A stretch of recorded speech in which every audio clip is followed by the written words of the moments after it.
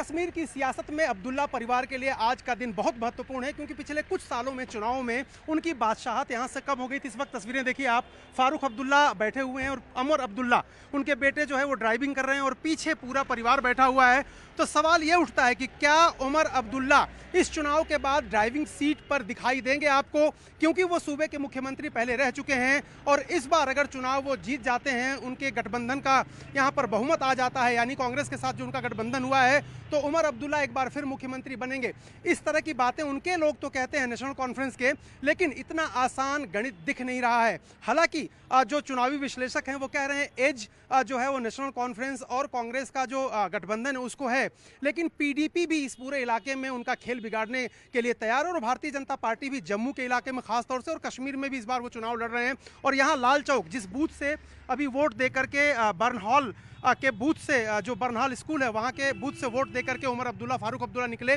इस इलाके में भी भारतीय जनता पार्टी के एजाज इस वक्त चुनाव लड़ रहे हैं। यानी भारतीय जनता पार्टी अब यहाँ पर भी श्रीनगर में घाटी में भी मजबूती के साथ मैदान में उतरी है। तो देखना होगा कि जब मतगणना होगी 8 अक्टूबर को, तो क्या एक बार फिर नेशनल कॉन्फ्रेंस की और कांग्रेस के गठबंधन की सरकार बनती है, क्योंकि पिछली बार पीडीपी और भारतीय जनता पार्टी की सरकार बनेगी। तो यह बहुत महत्वपूर्ण है अब्दुल्ला फैमिली के लिए, जो सियासी रूप से इस वक्त यानी इस चुनाव के पहले बेहद कमजोर हो गया था।